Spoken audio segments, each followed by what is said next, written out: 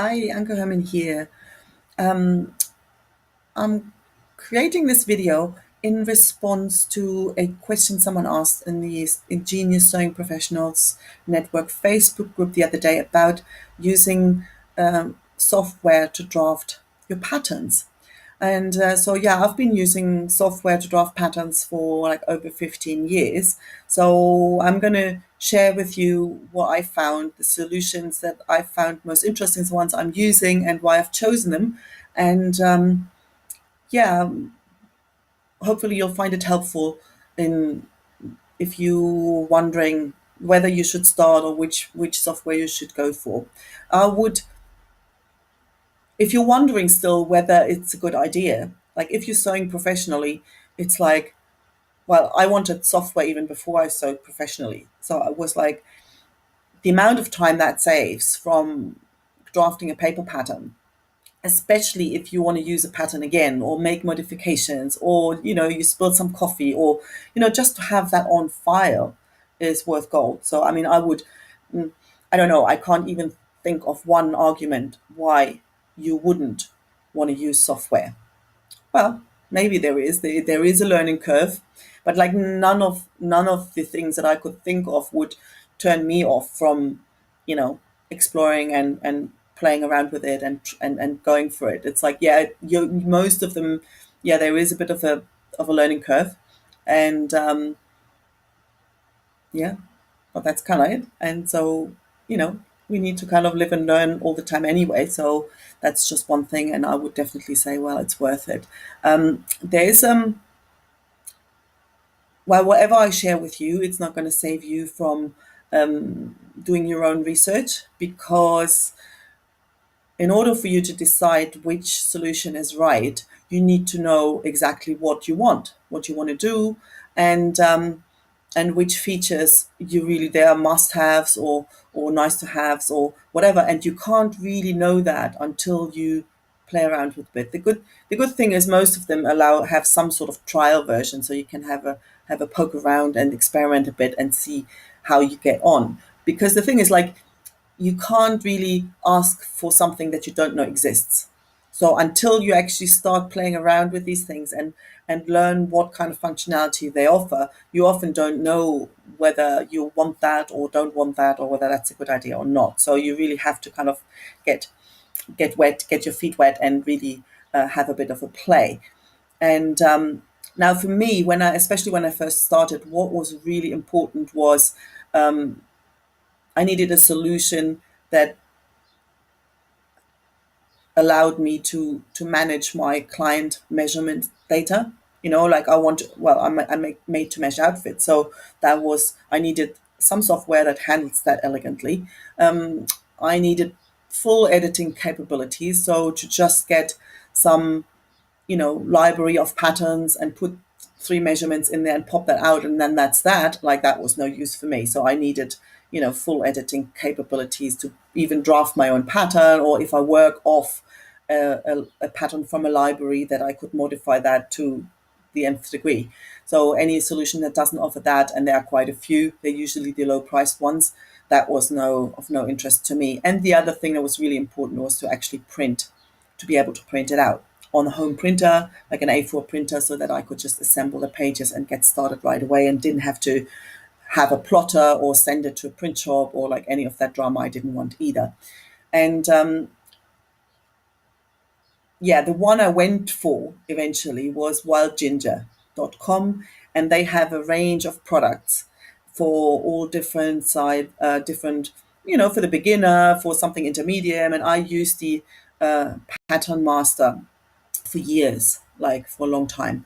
And it was, yeah, and the way I was working it, and it does use like a library of patterns where you then say, okay, I choose this.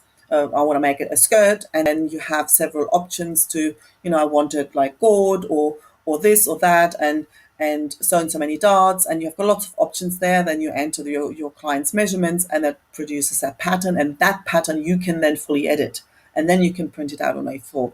So, and I was at the time going through that process for each garment I made for a client. So I would create a new pattern for each client. So and yeah, and that was kind of fine for years. And then I did get tired of, because I found, yeah, it does take a long time, to make a new pattern for each, and then you have to print it, and then you run out of toner, and then you run out of sticky tape to especially if you have a long flamenco or Bata de Cola where you've got like 60 pages, and so that kind of somehow wasn't.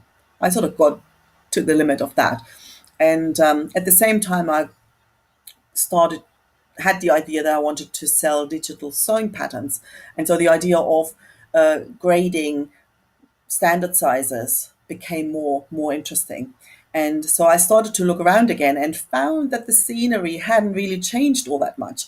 So there was still the these like ObjectX, Gerber, Gemini, who are really clearly geared at bigger fashion labels. And they're brilliant. And I actually, funny enough, I now these days I do use ObjectX, but I can't recommend it because these guys are a nightmare to buy from. And the thing is, like, a little dressmaker is not, we are not their client. Like, we're really not their client. They don't, so unless you have a fashion label, a company, big company, they're not even going to talk to you. And I kind of stumbled into it. I sort of signed up and was on some sort of mailing list, and all of a sudden some Spanish reseller, someone contacted me, and I haggled out to deal with this lady, and they're not even involved with these people anymore. And these guys now merged with if I or whoever they are, and so I would probably imagine that using their software is still, get your hands on it is even more difficult these days than it was then when I got it.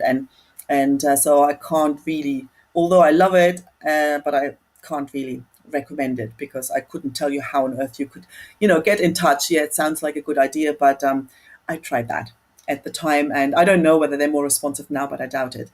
And so nobody would ever call back, and it was just really, clearly they'd sort of, not be interested.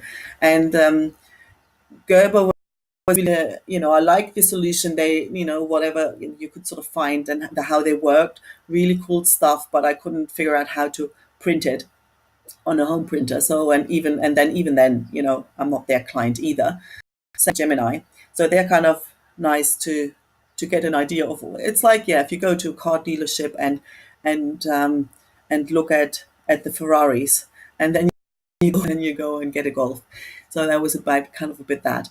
In the end, yeah, when I was looking again, Wild Ginger also had a different solution, a more professional one that looked really interesting. But yes, we are looking at a different price range for this. So it's about $1,000.